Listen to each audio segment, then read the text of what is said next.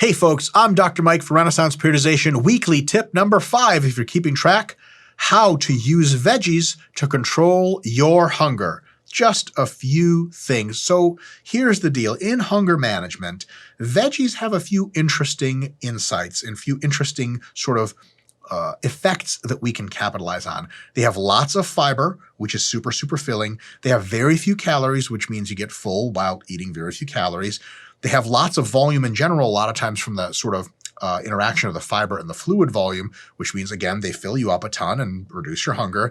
And they don't taste all that great. Sorry if I triggered anyone, broccoli lovers or something in the comments, but they don't taste amazing in the sense that you just keep wanting to eat more. You ever heard someone say, oh my God, I just can't stop eating broccoli? Like, what's wrong with you, right? Pringles, I get it. Sorry if that's your favorite chip. But in any case, the thing with veggies is that because of all these things, they kind of do two things. One, they fill you up a lot and reduce your hunger. And two, they don't really help you increase your cravings, which is awesome because this can be a huge superpower when you're fat loss dieting. So when your fat loss diet gets hard and you start to get really ravenous, eat more veggies and slightly less other carbs, especially raw veggies and unflavored veggies. So we're not talking about taking broccoli and dipping into cheese sauce, just regular broccoli. And a lot of times if you get in a real bad way, don't even steam it raw. I know it's crazy. It's terrible. And if you eat at the beginning of a meal and then eat the rest of your meal, then after you're done with the rest of your meal, like, oh, I'm really full and I don't really want to eat anymore. And that's perfect for a fat loss diet because then you're not psychotic for the next 3 hours,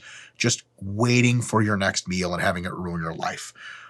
On the other hand, little extra tip, when eating gets really hard on a muscle gain phase and you can't stand any more food, reduce the amount of veggies that you're eating. You don't go to 0 because that's really unhealthy, but really reduce it substantially.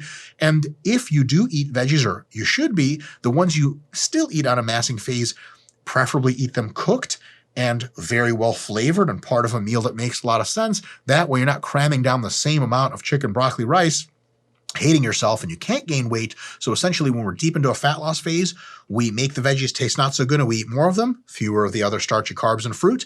And then we're in a mass gaining phase, we eat more starchy carbs and fruit and stuff like that, especially the starchy carbs, fewer veggies, and we make the veggies that we do eat a part of our meal really tasty. That way we get the best of both worlds. The hunger matches the goal.